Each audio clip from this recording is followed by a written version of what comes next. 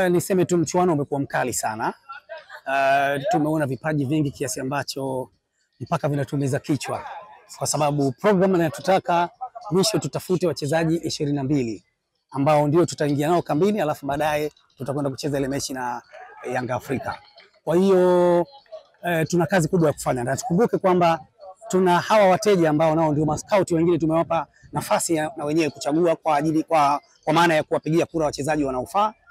Kwa hiyo hatua hii ikishaisha, maana tunamaliza leo Dar es Salaam, hatua hii ikishaisha tunakwenda kukaa kufanya majumuisho ya mwisho, kuweza kufanya mchujo wa mwisho kwa ajili ya kupata wale 22 ambao watakuwa ni mabingwa, ambao watakuwa mabingwa wapya wa Safari Laga 2025. Mchakato utakuwa mpya, lakini kama unavyojua sisi tupo kama watu ambao tunaangalia zaidi kiufundi kwa ajili ya kupata hiyo timu ya watu 22.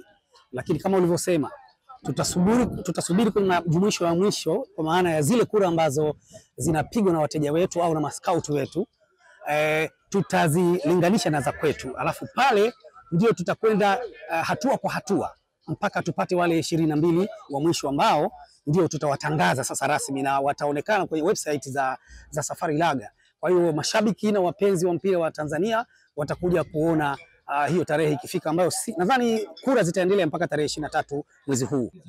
Na kwa mashindano haya kwanza ni mazuri kwa sababu yanaleta challenge, afu yanatuleta vijana kuonyesha uwezo wetu na vipaji vyetu ambavyo kwa baadaye huko au kwa mbeleni vinaweza kusaidia sisi na familia zetu.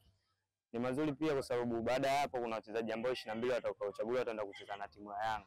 Kama tunavyojua Yanga ni taasisi kubwa, pia ni timu kubwa hapa nchini kwetu Tanzania pamoja na Afrika kwa ujumla.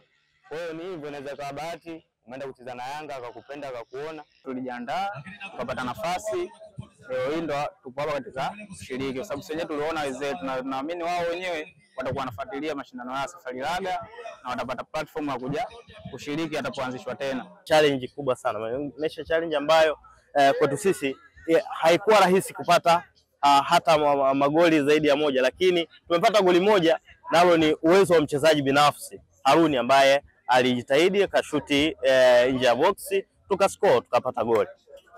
Matarajio yangu ni kwamba tunaenda kushiriki michuano ya ligi daraja la 3 Kigamboni Soccer Academy, kwamba tuna imani kwamba haya mashindano yametuonesha, yametupa kitu. Kuna kitu ambacho nimekiona naenda kukifanyia kazi kwenye uwanja wa mazoezi na wachezaji wangu, kwa maana ya kwamba hata tunapoenda kwenye haya mashindano ya ligi daraja la kwanza, basi twende tukafanye vizuri zaidi.